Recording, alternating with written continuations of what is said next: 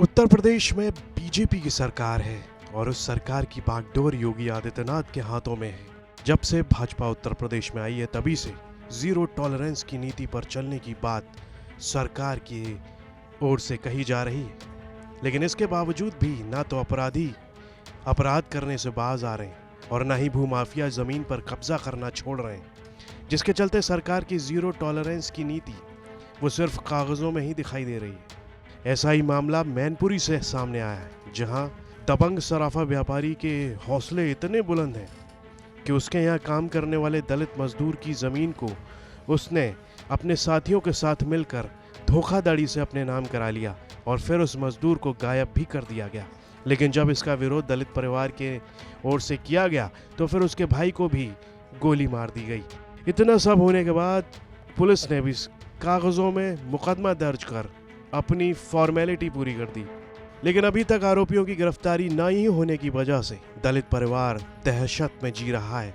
दलित परिवार आरोपियों की गिरफ्तारी के लिए थाने की पुलिस से लेकर मुख्यमंत्री तक से गुहार लगा चुका है, लेकिन अभी तक पुलिस ने कोई कार्रवाई नहीं की है।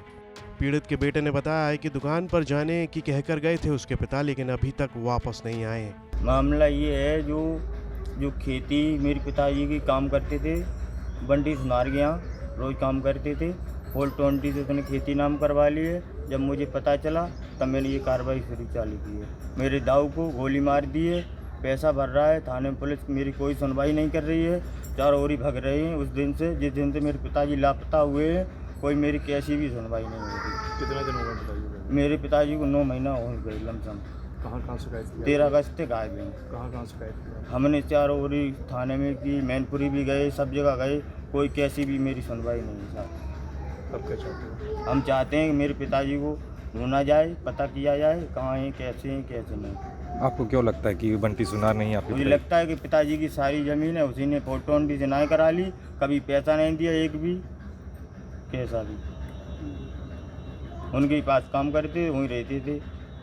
अच्छा, अभी आपके दाऊ को गोली मारी गई है, क्या वही ज़मीन से मामला जुड़ा हुआ हाँ, है? ज़मीन मामले में गोली मारी गई है, इसलिए गोली मारी है। गोली मार देंगे ये डरब जाएं, इसलिए कब्जा हम कर लें खेत पे, इसलिए गोली मार दी उन्होंने। साथ ही उनके होश उड़ गए जब उन्हें पता चला कि उनकी ज़मीन पर भी कब्जा कर लिया गया है। शिकायतकर्ता सत्यभान के ताऊ जबर सिंह ने क्या कुछ कहा वो सुनिए। बंटी पहले हमारी ज़मीन पे बंटी सुनार कब्जा कर रहा था, फिर उनको रोका मैंने। उसके बाद उन्हें गोली मार दी और कह गई एक को मैंने मार दिया और तुझे सारे मार देंगे, धमकी दी। मेरे गोली मार दी बंटी सुनार और वर्मा, वो पन्नालाल वर्मा और वो वकील। तो क्या आपका भाई आपको जब से बता रहे हैं कि बेनामा हुआ तब से वो गायब है? मेरा भाई इन्हीं लोगों ने गायब कर दिया, ना पता है या मार डाला या कुछ, मुझे इंसाफ मिलने चाहिए। अच्छा, ये आपने पुलिस से शिकायत की थी इसकी? पुलिस से खूब शिकायत करी, पुलिस कोई सुनवाई नहीं कर रही मेरी। अच्छा, अब क्या चाहते हैं आप? हमको न्याय चाहते हैं, मेरा भाई का पता लगाया जाए। आपको कैसे पता बंटी सुनार ने ही आपके भाई को गायब किया? बंटी सुनार के पास जाता आता रहता था, कुछ काम धंधा करता था और उसी के पास बैठता उठता था। अच्छा, आपको कैसे पता लगा कि बंटी सुनार ने वो जमीन ले ली है? कब पता लगा? हमको पता तब लगा जब हमारी ज़मीन पर कब्जा किया है। जब मैंने रोका तब कई साले एक को मार दिया ही, गायब कर दिया और तुझे सारे मार देंगे। तब उसके बाद मेरे पीछे पड़े सुनार ने गोली मारी और वो वकील साहब पीछे से मुझे पकड़ा और बंटी सुनार ने गोली मारी और अन्य लोग हथे ने गोली चलाई। करैल पुलिस पर भी सुनवाई न करने के आरोप लगातार लग रहे हैं। करैल में आज से 9-10 महीने पूर्व एक व्यक्ति के उनके परिजन का कहना यह है कि वो घर से गायब हो गया है।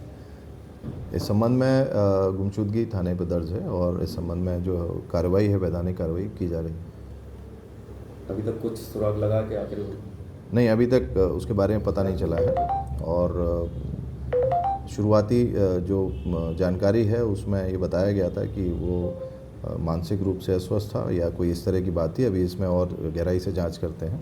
सर, अभी और तक जो भी तथ्य परिजनों की शिकायत पर कोई प्राथमिकी दर्ज हुई है पुलिस की तरफ से?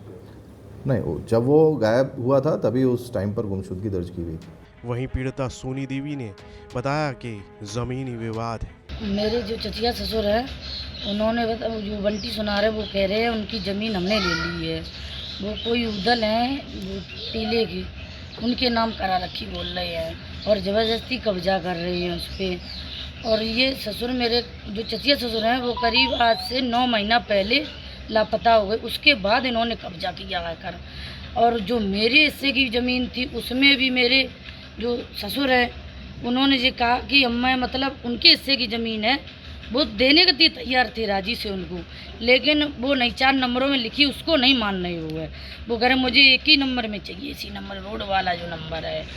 मेरे ससुर ने हम लोगों ने बहुत बार मिट्टी डाली, जब रोक टोक की तो मैं ससुर को गोली मार दी। किसने मारी गोली? बंटी सुनार और मनोज वकील। अच्छा, ये जो आपके चचिया ससुर जो अभी 8 महीने से गायब है, क्या लग रहा है ये कहाँ पे हैं या? ये उनके ही यहाँ रहते थे साहब।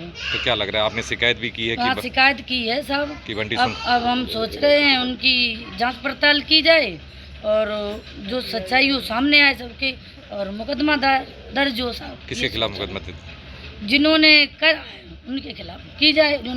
अब मतलब साहब ऐसा है उन्होंने ज़मीन जब ले ली है तो तुरंत करके मतलब आके अपना कब्जा करना चाहिए था, कब्जा नहीं किया है। अब आकर बोल रहे कि ये ज़मीन मेरी है, मैंने नाम करा रखी है।